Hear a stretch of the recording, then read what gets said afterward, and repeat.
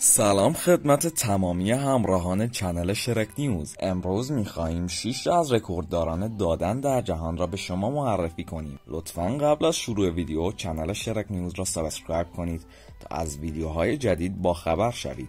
شماره 6 چلسی چارمز. این بانو که لقب ملکه ممه ها را از طرف کاربران گرفته است تا به امروز موفق شده است 354 بار بدهد و در رتبه ششم رکوردداران بیشترین دهندگان قرار بگیرد. طبق آخرین اطلاعات آماری برآورد شده است که این بانو بیش از 16 کیلو ممه دارد. شماره 5 لانا رودز. این بانوی سرشناس توانسته با 659 بار دادن در رتبه پنجم این جدول قرار بگیرد. این بانو که یکی از معروفترین دادنده ها بود اعلام کرد که دیگر تمایلی برای بازی کردن در این فیلم ها را ندارد و از این عرصه خداحافظی کرد، اما برای همیشه یاد او در خاطر ما گرامی است. شماره 4 آبلا دنجر.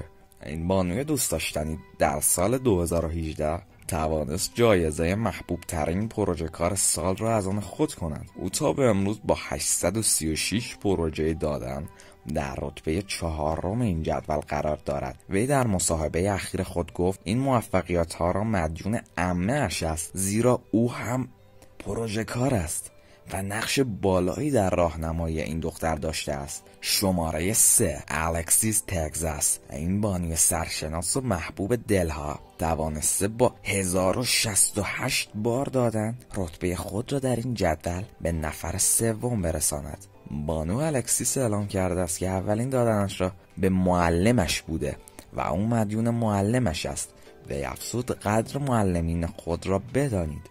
شماره 2 میا خلیفه. این دختر لبنانی همانند بانو لانا از این صنعت خداحافظی کرد، اما طبق اطلاعات جدیدی که به دست ما رسیده این دختر تصمیم دارد تا دوباره به این صنعت برگردد و اولین تجربه دادنش را به همسایه‌اش تجربه کرد و تا به امروز با عدد شگفت‌انگیزی یعنی 1325 بار دادن در رتبه دوم این جدول قرار دارد. شماره 1 رایلی رید. این دختر جوان توانسته با 2489 بار دادن مقام اول بیشترین دادن را کسب کند و این موفقیت بزرگ و تاریخی را مدیون شوهرش آلبرت است. او میگوید شوهر من بهترین کسی بود که در این سالها من را تشویق میکرد و او باعث شد من هر روز با اشتیاق بیشتری بدهم. خیلی ممنون دوستان که تا اینجای ویدیو با ما همراه بودید. لطفاً کانال شرک نیوز را سابسکرایب کنید تا از ویدیوهای جدید ما با خبر شوید.